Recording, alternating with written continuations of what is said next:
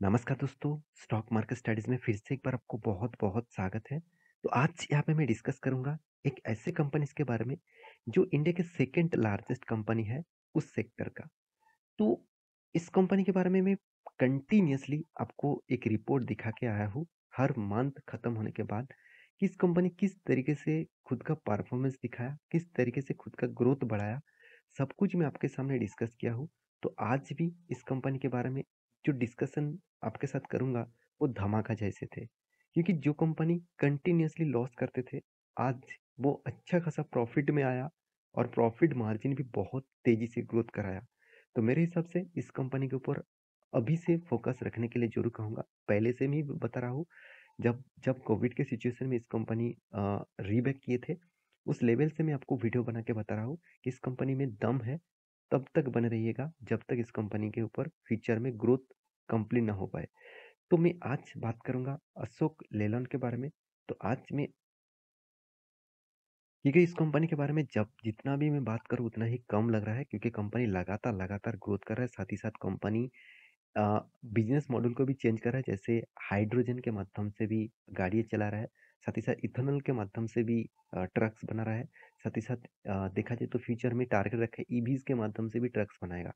तो पहले वो छोटे गाड़ी के ऊपर स्टार्ट करेंगे, उसके बाद बड़े गाड़ी के ऊपर वो जाएंगे। इस तरीके से रिपोर्ट के माध्यम से वो बताया जा रहा है। साथ ही साथ कंपनी ईवीज बासेस तो पहले से ही मार्केट में लॉन्च कर दिया, और आप सभी जानते हैं ईवीज बासेस में कंपनी में किस तरीके से ग्रोथ कर रहा है, किस तरीके से तेजी से ग्रोथ कर रहा है। तो लगातार उसको ऑर्डर भी आ रहा है। तो उसका रिपोर्ट मैं आपको पहले भी दिखा चुका हूँ। अभी जो मेन मुद्दा है, अभी जो मेन पॉइंट्स है, वो आपके साथ शेयर करूंगा। वो है कंपनी का इस बार का परफॉर्मेंस। अब ध्यान से देखिएगा, अशोक लेलैंड का जो क्वार्टरली रिजल्ट है, आप देखेंगे तो पिछले साल में दिसंबर माह में कितना 108 करोड़ का लॉस किए थे, और इस बार सारे हद पार कर दिया, सारे रिकॉर्ड तोड़ दिया, 350 करोड़ के आसपास प्रॉफिट किया। अगर इसको मैं डिटेल्स में आपको दिखा दूं, तो टोटल इनकम का जो डेटा है, आप देखेंगे तो करीबन 9,060 करोड़ के आसपास। पिछले बार था 8,200 करोड़ के आसपास।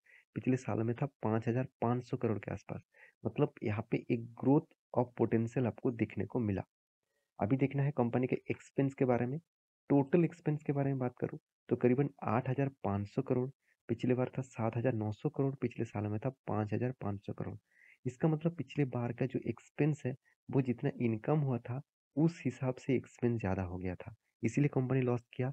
पिछले क्वार्टर की तुलना से भी कंपनी का एक्सपेंस यहाँ पे मतलब एक मेजरमेंट में देखने को मिला है। तो कंपनी का टोटल टैक्सेस पे करने के बाद हाथ में आया जो प्रॉफिट, तो profit and loss for the period आप ध्यान से देखेंगे कितना, थ्री 361 करोड़। पिछले बार था 199 करोड़। पिछले साल में था 5.76 करोड़। तो 5.76 करोड़ से डायरेक्ट 361 करोड़। तो यहाँ पे जो ग्रोथ दिखा, वो बहुत ज़्यादा ग्रोथ देखने को मिला, अच्छा खासा ग्रोथ देखने को मिला। 361 करोड़, और पिछले बार था 199 करोड़।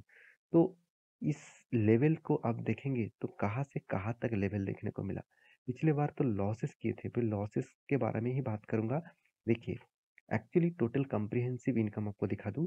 देखिए, 363 करोड़ का प्रॉफिट हुआ, जो मैं आपको रिपोर्ट में यहाँ पे आपको दिखा था 351 करोड़ का। और लॉसेस कितना हुआ, करीबन 12 करोड़ यहाँ पे लॉसेस दिखा रहा है। एक्चुअली फिगर आउट थोड़ा सा चेंजिंग होगा, क्योंकि यहाँ पे दो तरीके से रिजल्ट आपको देखने को मिलेगा। एक यहाँ पे देख सकते हैं statement of stand alone and यहाँ पे कंसोलिडेशन। तो कंसोलिडेट जो रिजल्ट है, दोनों में ही अलग अलग फिगर है। यहाँ पे कंसोलिडेट रिजल्ट आपके सामने यहाँ पे डिस्कस किया जा रहा है। तो मेरे कहने का मतलब क्या है, कंपनी का जो डेटा चेंजिंग है, वो टोटली अलग लेवल में देखने को मिला। पिछले सालों में तो कंपनी इतने बड़े लॉस किए थे, और इस बार कंपनी प्रॉफिट किया, और वो भी कितना बड़ा प्रॉफिट किया। जो जर्नी है, यहाँ पे जो जर्नी रिपोर्ट देखने को मिला, वो शानदार देखने को मिला है। तो मेरे हिसाब से बहुत शानदार यहाँ पे देखने को मिला है। मेरे हिसाब से बहुत अच्छा खासा यहाँ पे देखने को मिला है। तो मैं ज़रूर कहूँगा, इस कंपनी में दम तो है, क्योंकि लगातार कंपनी का सेल्स भी ग्रोथ बढ़ते जा रहा है। आपको मैं किस सेल्स का रिपोर्ट दिखा दूँ। देखिए, कंपनी में एक पॉजिटिव पॉइंट हमेशा मुझे देखने को मिलता है। कंपनी हमेशा खुद का सेल्स के ऊपर मतलब बहुत अच्छा खासा मैनेजमेंट उसके ऊपर काम करते हैं। सेल्स देखिए, लास्ट 2021, 2022 इस हर क्वार्टर्स में कंपनी किस तरीके से सेल्स को ग्रोथ किया। और उसके बाद देखिए कंपनी का एक्स्ट्रा अदर्स इनकम के हिसाब से उतना खास इनकम नहीं आता। कंपनी का देखिए कर्जा जो है उसके हिसाब से कंपनी को इंटरेस्ट भी पेमेंट करना पड़ रहा है। उस हिसाब से कंपनी का प्रॉफिट मार्जिन में थोड़ा सा इम्पैक्ट तो देखने को मिलेगा ही। कितना कर्जा है आप देखेंगे तो कर्जा बहुत ज़्यादा है। आप कहेंगे सर यही कंपनी के ऊपर क्या कर्जा है? ऐसे बिल्कुल भी नहीं। टाटा मोटर्स के ऊपर देखेंगे वहाँ पे भी करीबन 3.5% के आसपास कर्जा देखने को मिला। मतलब टाटा मोटर्स और अशोक लेलैंड दोनों में ही एक ही मतलब फिगर आउट देखने को मिला, वो है कर्जा। फिर भी टाटा मोटर्स से भी अच्छा खासा काम अशोक लेलैंड कर रहा है, मैं ज़रूर कहूँगा।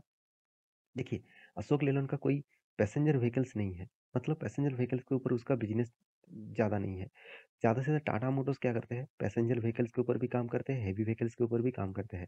इस दोनों प्रोजेक्ट के ऊपर काम करने के कारण आज टाटा मोटर्स इतने बड़े कंपनी है, अशोक लेलैंड आज छोटे कंपनी फिर भी धीरे-धीरे करके ग्रोथ कर रहा है। अगर अशोक लेलैंड के आपका लाइफ टाइम का चार्ट पैटर्न आपको दिखा दूँ, आपको कुछ नज़रें इस तरीके से देखने को मिलेगा, 6400% का रिटर्न। ऐसे नहीं कि रिटर्न नहीं मिला, शानदार रिटर्न दिया, फिर से क्रैश, फिर से रिटर्न। तो देखिए यहाँ पे क्रैश जो हुआ, यहाँ पे सिर्फ अशोक लेलैंड के ऊपर कुछ खराबी था, ऐसे बिल्कुल भी नहीं। ऑल ओवर ऑटो सेक्टर में गिरावट हुआ था, क्योंकि जो माइक्रो सेमीकंडक्टर है, उसके चिपेज के शॉर्टेज के कारण गिरावट हो गया था।